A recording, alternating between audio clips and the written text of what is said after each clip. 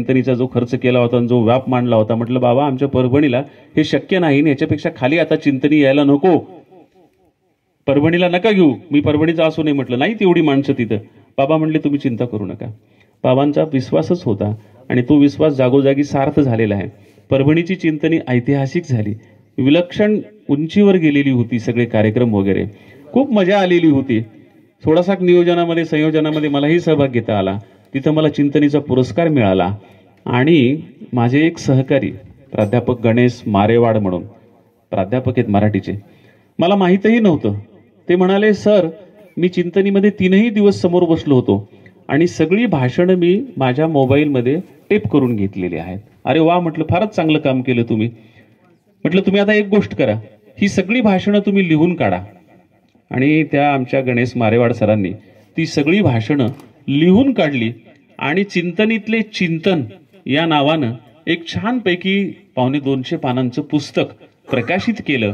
आणि त्या पुस्तकाच्या प्रकाशनालाही बाबा आले होते.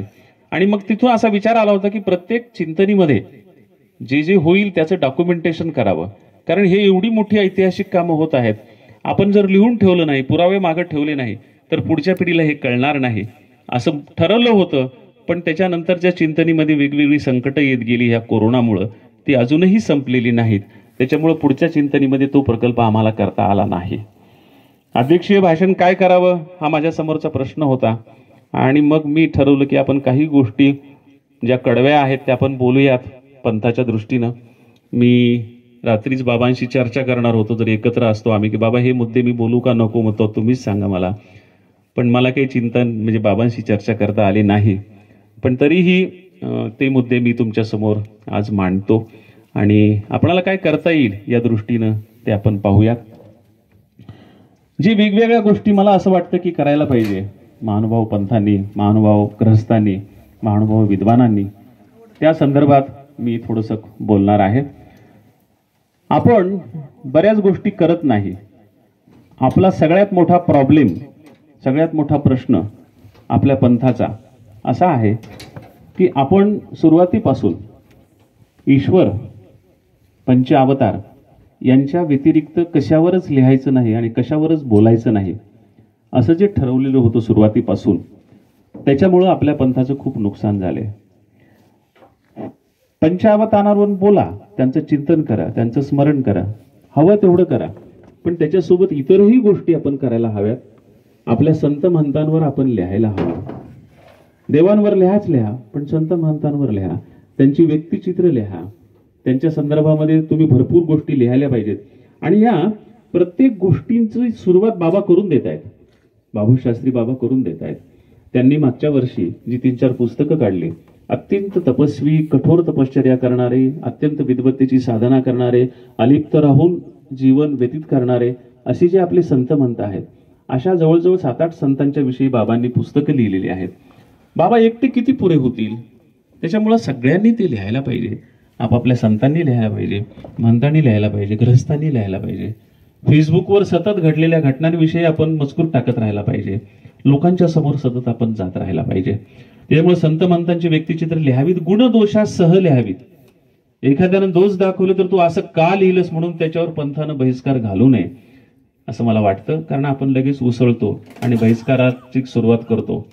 दोष असतील तर दाखवू द्या ना, त्यांना दाखवलेले दोष चुकीचे असतील तर तुम्ही पुन्हा काहीतरी लिहून ते दोष कसे चुकीचे आहेत ते दाखवा. त्याच्यामुळं लेखनामधून व्यक्त होणं, गुणदोषासह व्यक्त होणं, असंच का लिहिलं असा विरोध न करणं असं म्हणू नका. आणि ह्याची सुरुवात शास्त्री बाबांनी करून दिलेली आहे. शक्य झालं तर सामाजिक उपक्रमामध्ये सुद्धा आपण सहभागी व्हायला पाहिजे. कारण सिंधुताई सपकाळ आणि दत्ताबापूंचंही सुंदर व्यक्तिचित्र बाबांनी स्वतंत्र पुस्तक लिहिलं, हातगावचे, नांदेड जिल्ह्यातले. तर असं काही सामाजिक उपक्रमात आपणाला सहभागी होता येतं का? कारण चक्रधर स्वामींची जी दखल आहे ती दखल आज सामाजिक उपक्रमासाठीच घेतली जाते. सार्वजनिक जीवनामध्ये, पंथाच्या बाहेर चक्रधर स्वामींनी जी एक सामाजिक भूमिका घेतली, संपूर्ण समाजामध्ये परिवर्तन करण्याची भूमिका घेतली, त्याच्यासाठी घाव झेलले, ही जी चक्रधर स्वामींची भूमिका होती, या भूमिकेसाठीच स्वामी आज पंथाच्या बाहेर ओळखले जातात. ही एवढी मोठी परंपरा स्वामींनी स्वतः घालून दिलेली असताना आपण त्या परंपरेपासून दूर का राहिलो?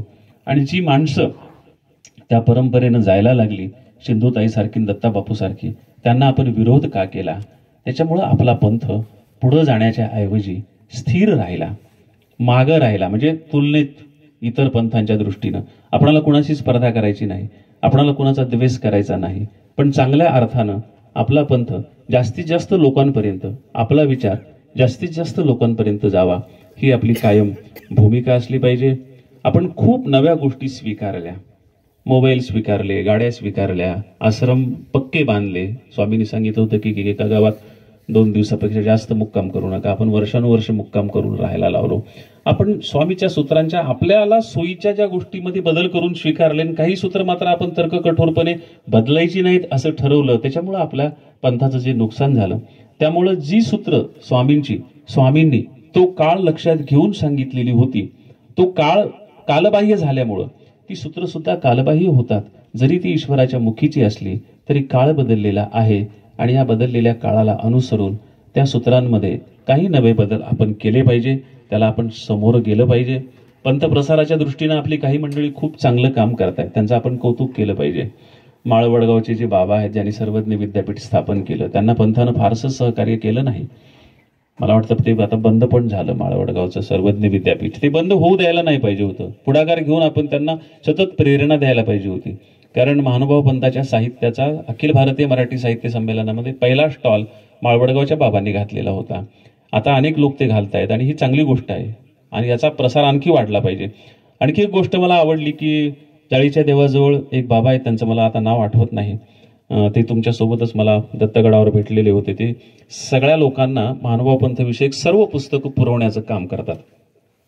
ऑनलाईन पद्धतीनं तुम्ही ऑर्डर दिली तरी ती महानुभाव पंथाची सगळी पुस्तकं पाठवतात. अशा सोयी सुविधा, हा धनंजय लोणारकर, अशा ज्या सोयी सुविधा आहेत ह्या पण आपण केल्या पाहिजे, वाढवल्या पाहिजे. पंथाचं जे साहित्य आहे ते लोकांपर्यंत नेलं पाहिजे. आणि महानुभाव पंथी यांनी आपल्या फक्त धार्मिक दृष्टिकोनातून आपल्या वाङ्मयाकडे नाही पाहिलं पाहिजे, वाङ्मयीन दृष्टिकोनातून सुद्धा पाहिलं पाहिजे. धार्मिक दृष्टिकोनातून पहा, पण वाङ्मयीन दृष्टिकोनातून सुद्धा पाहिलं पाहिजे. आपला धर्म फारच अवघड आहे म्हणून बरेच लोक स्वीकारत नाहीत. धर्म कसा सोपा करता येईल त्याचाही विचार संत महंतांनी बसून करावा आणि सगळ्यांना सहज स्वीकारता येईल. वारकरी जसं अत्यंत सोपा आहे, साध्या सोप्या त्याचे विधी आहेत, ते होण्याचे विधी आहेत साधे सोपे, ते आचरणाचे विधी आहेत साधे सोपे. महानुभाव पंथ सोपा कसा करता येईल याचाही विचार आवर्जून आपण केला पाहिजे असं मला वाटतं. महानुभाव पंथाच्या खूप लोककथा आहेत, आपण त्यांचं संकलन केलेलंच नाही. जात्यावरच्या ओव्यांचं सुभद्राबाई कपाटे यांनी ते संकलन केलं, तसं संकलन अनेक व्हायला पाहिजे होती. जात्यावरच्या ओव्यांमधून महानुभाव पंथाचं जे प्रतिबिंब पडलेलं आहे, आमच्या संजय जगतापनी PhDचा एक प्रबंध त्या संदर्भामध्ये लिहिलेला आहे. असं आणखी संकलन व्हायला पाहिजे, लोककथांची संकलन व्हायला पाहिजे. बाबा, परवा गोपाळ चावडीला गेलो होतो मी, विजयराज नांदेडकर आणि मी दुपारी सहज वेळ असल्यामुळे गप्पा मारत बसलो. तर महानुभाव पंथविषयक इतक्या लोककथा त्यांनी मला सांगितल्या आणि मी त्यांना सांगितल्या माझ्या गावातल्या. कारण प्रत्येक गावामध्ये महानुभाव पंथाच्या इतिहास काळात काहीतरी घटना घडलेल्या आहेत, चमत्कारिक कथा घडलेल्या आहेत, काहीतरी महत्त्वाच्या गोष्टी घडलेल्या आहेत, त्यांची नोंद व्हायला पाहिजे. मला वाटतं मुरलीधरदादा कोळपेकर आणि महानुभाव पंथाचा इतिहास लिहिला, त्याच्यामध्ये काही गोष्टींची नोंद केलेली आहे. या सगळ्या गोष्टींची नोंद आपण आपल्या पद्धतीनं करायला पाहिजे. कारण हे जे दस्तऐवजीकरण असतं, डॉक्युमेंटेशन असतं, याच्यातून पुढचे लोक इतिहास लिहिताना ह्याचा पुरावा म्हणून उपयोग करत असतात. असे पुरावे आपण तयार नाही केले तर आपला इतिहासच शिल्लक राहणार नाही. म्हणून असे पुरावे आपण निर्माण केले पाहिजे. आमच्या गावात आबासाहेब बाबासाहेबाचं मंदिर आहे, रंगूबाई गंगूबाईचं मंदिर आहे, 5 मंदिरं आमच्या गावामध्ये होती महानुभाव पंथाची. नंतर मग ते आमच्या वडिलांनी छोटी छोटी मंदिरं होती ती पडली होती, मग सगळ्यांचं एकत्रित करून एकाच ओट्यामध्ये 4 कोपऱ्याला 4 आणि मध्ये एक विशेष टाकून ती एक स्वतंत्र देऊळ बांधलं आमच्या वडिलांनी. आणि त्याची जी कथा सांगत होते की हे देव कुठून आले, तर आमच्या गावातले एक सोनार बाबा होते. ते एका पावसाळ्यामध्ये गावापासून दूर एका झाडाखाली पाऊस चुकवण्यासाठी आंब्याच्या झाडाखाली बसलेले होते आणि त्या आंब्याच्या झाडाखाली बसलेले असताना वरून पदरात त्यांच्या ते देव पडले आणि त्यांना स्वप्नात सांगितलं की मी अमुक अमुक आहे. आणि मग त्याप्रमाणे आबासाहेब बाबासाहेब रंगूबाई गंगूबाई अशी 5 मंदिरं आमच्या गावच्या लोकांनी बांधलेली आपल्याला पाहायला मिळतात. त्याच्यामुळं अशा ज्या लोककथा आहेत त्या लोककथा, आमच्या घराच्या संदर्भात सुद्धा लोककथा माझ्या माईनं मला सांगितलेली होती की आमचं घर गरीब होतं खूप. एकदा दुष्काळ पडला, खायला काहीच नाही, फक्त हरभरे आणि महू असे होते. म्हणजे ही आमच्या आजीच्या काळची गोष्ट. हरभरे आणि महू हरभरे खायचे आणि महू खायचे त्याच्यासोबत. नुसते हरभरे पचत नाहीत म्हणून थोडे थोडे महू शेतामध्ये पिकतात, हरभरे शेतामध्ये पिकतात. तेवढेच होते, ते खात होते. आणि 2 भिक्षुक आले, त्यांनी भिक्षा मागितली, तर घरात द्यायला काही नाही. मग आमच्या आजीनं सांगितलं की बाबा आमच्या घरात काही नाही हो, फक्त हरभरे आणि महू आहेत. तर बाबा म्हणाले आम्ही फार दिवसाचे आम्ही भिकारी आहोत, आम्हाला मागच्याही 2 गावामध्ये भिक्षा मिळाली नाही, आम्हाला काहीही द्या, आम्ही खाऊ, फक्त ते अहिंसक असावं. तर मग आमच्या आजीनं त्यांना 2-2 मूठ हरभरे दिले आणि 2-2 मूठ महू दिले.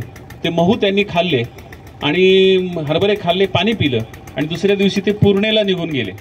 आणि आमच्या गावचा एक हैबती म्हणून दलित समाजाचा माणूस पाठाळ घेऊन जायचा, तो पाठाळ घेऊन तिथे गेलेला होता. तर त्या साधूंनी पूर्णेच्या बाजारातून 2 पायल्या ज्वारी आणि 1 केळाचा डझन त्या पाठाळाजवळ दिला. आणि त्या पाठाळानं हैबतीनं गावात घरी येऊन सांगितले की बाबा काल तुमच्याकडे जे साधू आले होते त्यांनीही तुम्हाला 2 पायल्या ज्वारी दिलेली आहे आणि हे केळाचा 1 डझन दिलेला आहे, कारण आमच्या गावात केळीच पिकत नसे, केळाचा 1 डझन दिलेला आहे. मग आमची आई तेव्हा नुकतीच लग्न होऊन घरात आलेली होती. मग आमची आई सांगते की तेव्हापासून पुढं कधीही उपाशी राहायची वेळ आपल्या घराला आली नाही, किंबहुना आपल्या घराची खूप प्रगती होत गेली तेव्हापासून. अशा ज्या लोककथा आहेत गावोगावच्या, ह्यांची नोंद झाली पाहिजे, घराघरातल्या ह्यांची नोंद झाली पाहिजे, कारण हाही एक इतिहासाचा भाग आहे. त्याच्यामुळे तुम्ही ते नोंद करायला पाहिजे. मला बाबांनी अनेक लोककथा सांगितल्या, विजयराज बाबांनी, त्यांना मी हे सांगितलं की बाबा तुम्ही ह्यांचं संकलन करा, कारण ते स्वतः सध्या देवपूजेचं संकलन करतायत. संपूर्ण पंथामध्ये कुठं कुठं कोणकोणते विशेष आहेत, कोणते खरे आहेत, कोणते खोटे आहेत, कोणते कसे आहेत, त्याचा सगळा तपशीलवार इतिहास ते लिहित आहेत. त्यांना म्हटलं ह्याच्या सोबतच तुम्ही ह्या सगळ्या लोककथा पण जमा करा, पण त्यांच्यावर एकट्यावरच सगळी कामं टाकण्याच्या ऐवजी आपण वेगवेगळ्या लोकांनी आपणाला वाटतील तशी कामं आपण करत राहिलं पाहिजे. उपदेशी मुलांनी लेखन प्रवृत्त झालं पाहिजे, उपदेशाच्या मुलांनी लिहिलं पाहिजे, आणि ते फक्त पंथीय दृष्टिकोनातून नव्हे तर वाङ्मयीय दृष्टिकोनातून. कारण साहित्यात जीवन दर्शनासाठी सूत्रांचा जर वापर करावा, वारकरी लोक जेव्हा कथा कादंबऱ्या लिहितात तेव्हा भरपूर मोठ्या प्रमाणामध्ये ते अभंग आणि ओव्यांचा उपयोग करतात जीवन दर्शनासाठी सामान्य माणसाच्या. तसा सूत्रांचा उपयोग सामान्य माणसाच्या जीवन दर्शनासाठी लेखकांनी कुणी फारसा केलेला नव्हता. पहिल्यांदा भालचंद्र नेमाडे, ज्यांना ज्ञानपीठ पुरस्कार मिळाला, त्यांनी अशी सूत्र वापरली होती आपल्या लेखनामध्ये त्यांच्या जीवनाचं दर्शन घडवण्यासाठी. ते स्वतः वारकरी होते, त्यांचे वडील वारकरी होते, पण आईकडून त्यांना महानुभाव पंथाचा वारसा होता. डोंगर सांगवी नावाचं जे जळगाव जिल्ह्यामध्ये यावलजवळ गाव आहे, तिथले नेमाडे सर आहेत. त्यांनी ज्या पद्धतीनं हे सगळं केलं, तसं जर केलं असतं त्याचा प्रभाव किती पडला माहिती आहे का? कारण प्रत्येक पुस्तकाच्या सुरुवातीला चक्रधर स्वामीचं एक सूत्र ते टाकतात. त्यांची पहिली कादंबरी जी कोसला आहे, त्या कोसला कादंबरीच्या सुरुवातीला त्यांनी एक सूत्र टाकलं होतं की बाई मृताचे धर्म जिवंताप्रती कैसे निरूपावे, हे सूत्र टाकलं होतं. आणि ते सूत्र म्हणजे संपूर्ण कादंबरीचं सूत्र होतं. तिथून पुढं फॅशन अशी झाली की लोक ओव्या किंवा अभंग स्वतःच्या कथा कादंबऱ्यांच्या सुरुवातीला टाकण्याच्या ऐवजी सूत्र टाकायला लागली, आणि अनेक लोकांनी कथा कादंबरीच्या सुरुवातीला सूत्र टाकली, कारण ते एक जीवन दर्शनाचा वेगळा भाग आहे. कारण ओव्या आणि अभंग सगळे लोकांना आता माहीत झाले होते, सूत्र नवीन होती. त्याच्यामुळं नेमाडे सरांच्या प्रभावातून सूत्र जीवन दर्शन म्हणून साहित्यामध्ये कथा कादंबऱ्यांच्या सुरुवातीला टाकायला सुरुवात केली. आणि प्रत्येक गोष्टीमध्ये म्हणजे बाई हा अवघा डोंगरू पोकळू असे येतीचे रिगणे निगणे कोणीही जाणे ना, हे जे वेरूळच्या कैलास लेण्यांच्या विषयी, तिथल्या लेण्यांच्या विषयी बाबांनी म्हटलेलं विधान होतं, हे आता समाज बदलला, जीवन बदललं.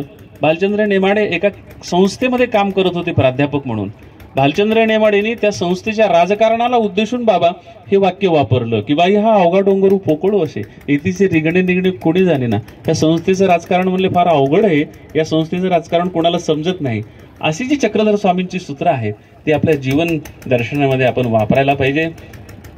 स्वदेश संबंधो त्याजे, सोग्राम संबंधो त्याजे, संबंधी याचा संबंध तो विशेषता त्याचे, ही सूत्र सुद्धा भालचंद्र नेमाडे यांनी त्यांच्या एका कादंबरीमध्ये वापरलेलं आहे. जर आपल्या उपदेशी मुलांनी ललित वाङ्मय लिहायला सुरुवात केली आणि त्याच्यामध्ये जीवन दर्शनाचा भाग म्हणून जर अशी सूत्र पेरायला सुरुवात केली तर पंथ सार्वजनिक होईल, लोकप्रिय होईल. ते आपल्या उपदेशांच्या मुलांनी करावं, कारण आता उपदेशी नसलेलीही मुलं ते करतायत. याची सुरुवात उपदेशी नसलेल्या भालचंद्र नेमाडेंनी केलेली आहे. आपल्या पंथीय लोकांना हे सुचलेलं नाही. त्याच्यामुळं अनेक लेखकांनी नंतर ह्या गोष्टी केल्या, हे आपण पाहिलेलं आहे. सज्जन हो, मी काही पंथाच्या संदर्भात आणखी गोष्टी सांगणार आहे, त्याचं फारसं विश्लेषण करणार नाही. मला असं वाटतं की घरबारी महानुभावांची संख्या वाढली पाहिजे, संसार करून महानुभाव होता आलं पाहिजे. पूर्वी घरबारी महानुभाव होते आमच्या गावामध्ये, त्यांची लग्न व्हायची, विधी व्हायची, त्यांना उपदेश पण देता यायचा, त्यांना गुरु पण होता यायचं. तर ती पद्धती वाढली पाहिजे, त्याच्यामुळं पंथ सोपा होण्याला शक्यता आहे. आणि दीक्षितांनी आचरणातून समाजावर ठसा उमटवावा. कारण संसारी गृहस्थांनाही अभ्यास आणि अधिकार असेल तर त्यांनाही उपदेश देण्याचा अधिकार असला पाहिजे. त्यांना उपदेश देण्याचा पंथानं संत महंतांनी विचार करून तो अधिकार दिला पाहिजे. त्यांना पण गुरु होता आलं पाहिजे. जरी ते गृहस्थ असले आणि त्यांची विद्वत्ता परिपूर्ण असली तर त्यांना तो अधिकार द्यावा, दिला पाहिजे. आणि हळूहळू संन्यस्त होण्याचं जे प्रमाण आहे ते कमीच होणार आहे. त्याच्यामुळं ह्याच्यामध्ये सुद्धा आपण काही गोष्टी पाळल्या पाहिजे. भावनेच्या भरात मुलं अर्पण करणं आणि तशाच भावनेच्या भरात ती मुलं स्वीकारणं, आता हे थांबवलं पाहिजे. मुलगा परिपक्व झाल्यानंतर जर त्याची तशी इच्छा असेल तर त्याला दीक्षा द्यावी. जरी त्याला लहानपणी तुम्हाला अर्पण केलेलं असेल, आईबाप वारले म्हणून, तरी तुमच्या मठात राहिला म्हणून आणि तुम्ही त्याला खूप मोठं केल्याच्या नंतर सुद्धा त्याच्यावर अधिकार गाजवू नका. फार तर तुम्ही सुरुवातीपासून त्याच्यावर तुमच्या आचरणानं असे संस्कार करा की त्याला मला संन्यासीच व्हायचे असं वाटलं पाहिजे. पण जर तुम्ही संस्काराला कमी पडले आणि त्याला असं वाटलं की नाही मला लग्न करायचे, तर त्याला तुम्ही आनंदाने परवानगी दिली पाहिजे आणि आई वडिलांच्या हवाली केलं पाहिजे. आपण ह्याचा सांभाळ केला असा विचार न करता त्याच्या संसाराला सदिच्छा दिल्या पाहिजे. तर संसारात राहून तू धर्माचं आचरण कर, पण तुझ्या पद्धतीनं कर, तुझा आमचा संबंध नाही असं म्हणून त्याला तुम्ही मोकळीक दिली पाहिजे. कारण आपण मिळालेल्या प्रत्येक मुलाला दीक्षाच देण्याचा प्रयत्न करतो आणि त्याच्यातून काही बळजबरीची प्रकरणं घडतात आणि मग त्याच्यातूनच पंथाला ज्याला आपण डाग लागेल अशा प्रकारची वर्तनं जी आहे ती वर्तनं घडतात. त्याच्यामुळे ही दक्षता आपण घेतली पाहिजे की जोपर्यंत ते स्वतःहून म्हणत नाहीत की मला दीक्षा द्या, आपण आग्रह करणं नव्हे. आणि मी तुम्हाला सांगितलं की तसे संस्कार तुम्ही करा सुरुवातीपासून. त्यांना असं वाटलं पाहिजे की नाही मला दीक्षाच घ्यायची आहे. त्यामुळे दीक्षितांमध्ये सेवा करण्या इतकीच सेवा देण्याचीही प्रवृत्ती असावी. उदाहरणार्थ खेडकर बाबा, आमचे जुने खेडकर बाबा, ते औषधांचे फार मोठे जाणकार होते आणि ते आपल्या सगळ्या ग्रस्तांना, डॉक्टर जिथं पोचू शकत नव्हता त्या काळात डॉक्टरच खेड्यात जात नव्हते, तिथे प्रत्येक ठिकाणी ते आयुर्वेदाच्या पद्धतीनं माणसांच्यावर उपचार करायचे. एक अर्थानं ते डॉक्टरच होते. तर अशा समाज सेवेमध्ये जर दीक्षितांना सुद्धा, म्हणजे आपण दीक्षित आहोत आपल्याला बाकी काही करायची गरज नाही असं न म्हणता, अशा पद्धतीनं जर आपल्याला समाजोपयोगी काही कामं करता आली तर ती केली पाहिजेत. मला आठवतं जुन्या काळामध्ये आमच्याही घरामध्ये आपले जे सद्गृहस्थ असतात, उपदेशी असतात, त्यांची पंथीय महंतावर खूप श्रद्धा असते. महंतांना विचारून ते खूप महत्वाच्या गोष्टी करतात. तर अशा पद्धतीनं त्यांचं जीवन मार्गी लावण्याची एक श्रद्धा भाग तुमच्यावर त्यांचा बसेल अशा पद्धतीचं तुमचं वर्तन असावं. कारण स्वतः राऊळ माय राऊळ बाप हे आपण पाहिलेलं आहे. आपल्या सद्भक्तांचा मायबाप झालेला देव, त्याचं उदाहरण आपण आपल्या डोळ्यासमोर ठेवलं पाहिजे आणि आपणाला आपल्या भक्ताचाही मायबाप कसं होता येईल याचा विचार आपण केला पाहिजे. ग्रहस्थांच्या मुलांना देखील घडवायची जबाबदारी आपल्यावर असते. असं काम खूप लोक करतात, त्याच्यातून खूप चांगली मुलं घडतात. निव्वळ धार्मिक नव्हे तर सामाजिक आणि सांस्कृतिक शिक्षणही या मुलांना आपणाला देता आलं तर आपण पाहावं. महानुभाव असणं ही उजळ माथ्यानं मिरवता येईल असे संस्कार असायला पाहिजेत. कारण खूप मोठ्या लोकांनी उजळ माथ्यानं आम्ही महानुभाव आहेत असं सांगितलेलं नाही. का सांगितलं नाही, त्यांच्या काय अडचणी होत्या त्या अडचणी लक्षात घेऊन इथून पुढच्या पिढ्यांना तशा अडचणी येणार नाहीत आणि उजळ माथ्यानं सार्वजनिक जीवनामध्ये मी महानुभाव पंथाचा आहे असं सांगण्याचा त्यांना प्रेमानं किंवा अभिमानानं त्यांना सांगता आलं पाहिजे. असं काहीतरी आपण परिवर्तन केलं पाहिजे. अर्थातच मी विरोध पत्करून स्वतः जागोजाग सांगतही असतो, माझ्या लेखनातही मी ते करत असतो. तर हे अशा प्रकारे आपल्याला काय करता येईल त्याचा प्रचार आपण करावा. आणि मला असं वाटतं की अधिकार मागू नका, अधिकार हे वर्तनातून सिद्ध करायला पाहिजे. गरज असेल तर लोक माझ्याकडे येतील असं म्हणू नका, कारण स्वतः देव सुद्धा अर्थात ते वाडोवाडी दिवशीत जात होते. त्याच्यामुळं आपण अर्थाप्रती प्रेम ठेवून त्यांना माझ्याकडे यावं असं न म्हणता आपणाला त्यांच्याकडे कसं जाता येईल याचा विचार करावा. तुम्ही संन्यास घेतला म्हणजे लायकी सिद्ध करण्याची मोठी संधी तुम्हाला असते. घेतल्या घेतल्या ती लायकी नसते, ती तुम्हाला नंतर सिद्ध करायची असते. लायकी सिद्ध करा. संन्यास घेणं म्हणजे भिकारी होणं नाही. साधू संत म्हणजे परमेश्वर आणि सामान्य माणसामधले दलाल नाही, सगळे एकाच मार्गावरचे मार्गस्थ आहेत. एवढी गोष्ट आपण लक्षात घ्यावी. काही चुकीच्या गोष्टी मी बोलला असेल तर मला माफ करावं, कारण मी ही बाबांना दाखवून बोलणार होतो, यातलं काही बोलू काही नको बोलू का, पण संधी नाही मिळाली रात्री आम्हाला एकत्रित राहण्याची, त्याच्यामुळे मला दाखवता आलं नाही, सकाळी भेटता आलं नाही. म्हणून काही जर दोष कडू वाटले असतील तर मी तुमची माफी मागतो. काही चुकलं असेल आणि तुम्ही सांगितलं तर मी ती दुरुस्त करायला देखील तयार आहे. आणि या माझ्या अध्यक्ष भाषणाचा समारोप मी चक्रधर स्वामींवर मी जी कविता लिहिलेली आहे त्या कवितेनं करणार आहे आणि थांबणार आहे. मित्र हो, नुकतंच परवाच्याच दिवशी माझं एक पुस्तक प्रकाशित झालं, भूमिनिष्ठांची मांदियाळी नावाचं. अगदी परवाच्या दिवशीच चिंतनीच्याच कार्यक्रमात आपण याचं प्रकाशन करू असं बाबांना म्हणालो होतो, पण आता ते मोठा कार्यक्रम नसल्यामुळं म्हटलं मग असू दे आता, म्हणून आम्ही तो तिथे परवा परभणीला करून घेतला एका अनौपचारिक कार्यक्रमामध्ये. हे पुस्तक, या पुस्तकामध्ये मागच्या 30 वर्षात मी लिहिलेल्या कविता होत्या वेगवेगळ्या पद्धतीनं. ह्याच्यामध्ये चक्रधर स्वामींवर कविता आहे, ज्ञानेश्वरांवर कविता आहे, कबीरांवर कविता आहे, तुकारामांवर कविता आहे, लोकमान्य टिळक याच्यावर आपल्यावर, रवींद्रनाथ टागोरांवर कविता आहे, महात्मा गांधींवर, सरदार वल्लभभाई पटेलांवर आणि गाडगे बाबांवर देखील दीर्घ कविता आहे. गेल्या 30 वर्षात वेळोवेळी ह्या कविता मी लिहिल्या, पण यांचा संग्रह काढायचा मी थांबलो होतो. त्याचं एकच कारण होतं की स्वामींच्यावर, चक्रधर स्वामींच्यावर जेव्हा मी दीर्घ कविता लिहील तेव्हाच मी हा संग्रह काढील असा मी प्रण केलेला होता. आणि महिनाभरापूर्वी, 2 महिन्यापूर्वी चक्रधर स्वामींवरची दीर्घ कविता माझ्याकडून लिहून झाली. ती कविता या संग्रहामध्ये मी सुरुवातीला छापलेली आहे. त्या कवितेचं मी वाचन करतो आणि माझं अध्यक्षीय भाषण संपवतो. या संग्रहातली पहिलीच कविता चक्रधर स्वामी या नावाची. माईक करता का? माईक करा, बसला.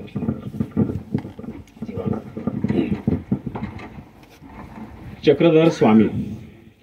अजून यायचा होता बाहेरचा शत्रू या देशात, अजून यायचा होता बाहेरचा शत्रू या देशात, म्हणून काय देश निर्वैर थोडाच होता.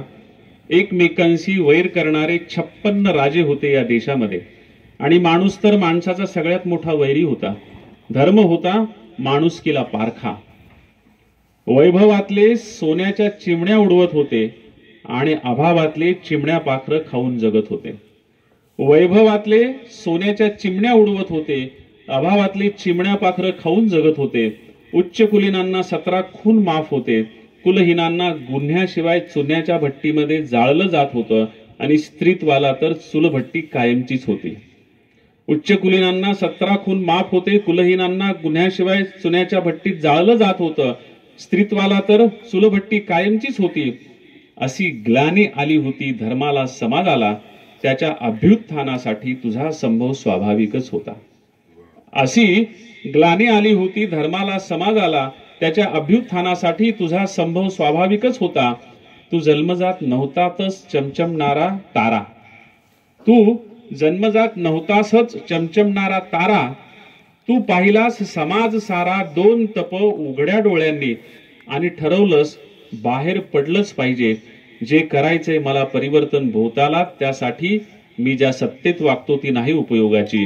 निर्नाम निरोळक होऊनच समजून घ्यावा लागेल भोवताल.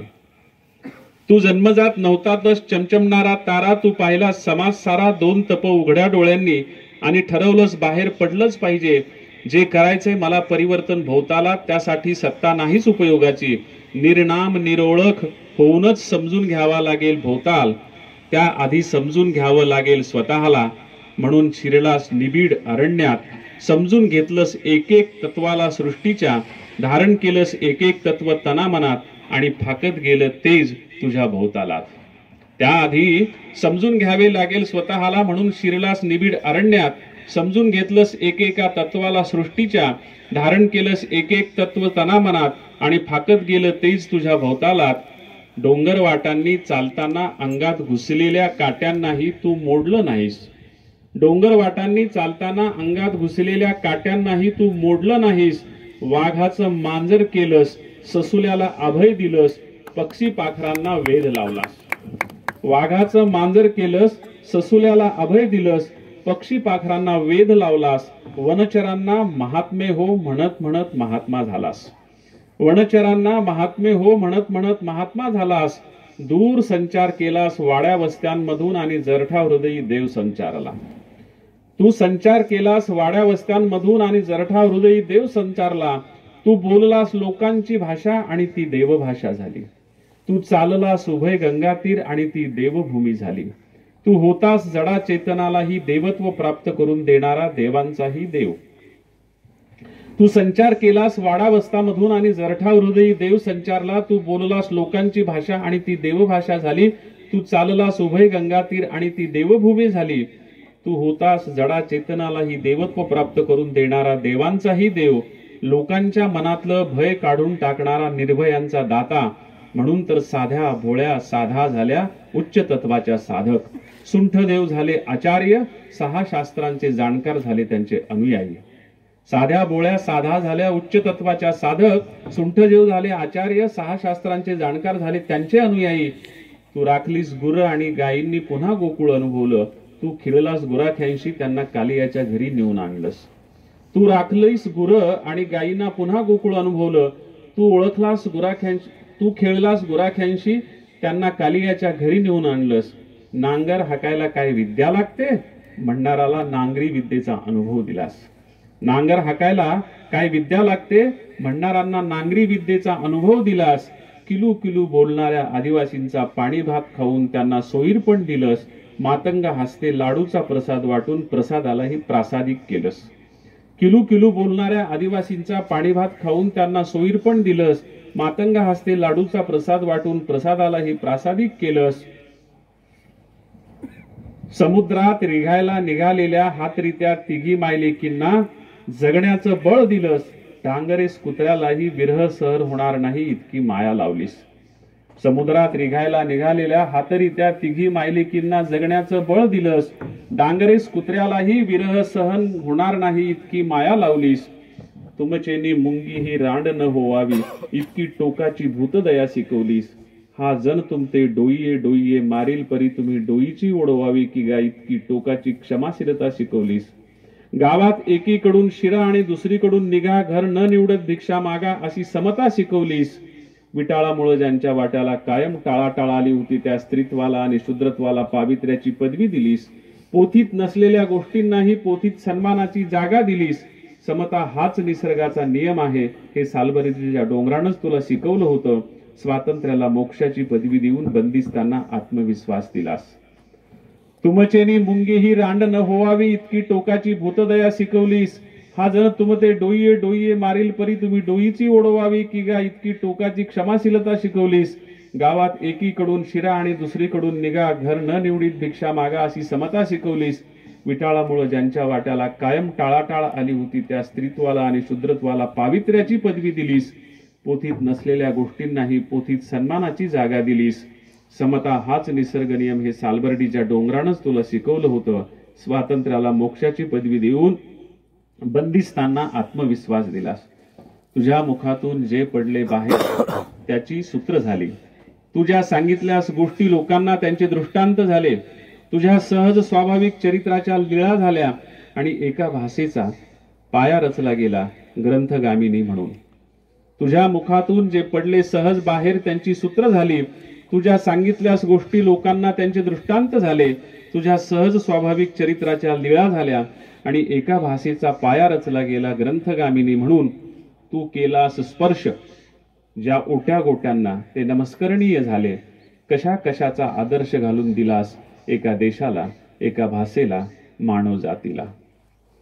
तू केलास स्पर्श ज्या ओट्या गोट्यांना ते नमस्करणीय झाले. कशा कशाचा आदर्श घालून दिलास एका देशाला, एका भाषेला, एका मानव जातीला. तू परस्परे मथन करून नूतन करायला सांगितलेलं शास्त्र मथनाच्या वाटा बंद झाल्यामुळं काजळले देवा. तू परस्परे मथन करून नूतन करायला सांगितलेलं शास्त्र मथनाच्या वाटा बंद झाल्यामुळे काजळले देवा. उजळायला नव्या वाटा मी वाट पाहतोय तुझी. उजळायला नव्या वाटा मी वाट पाहतोय तुझी. मी उजळायला नव्या वाटा मी वाट पाहतोय तुझी. आणि तो आता चिंतनीच्याच वाटेने येणार आहे याची मला खात्री आहे. धन्यवाद. नमस्कार. सगळ्यांना दंडवत प्रणाम.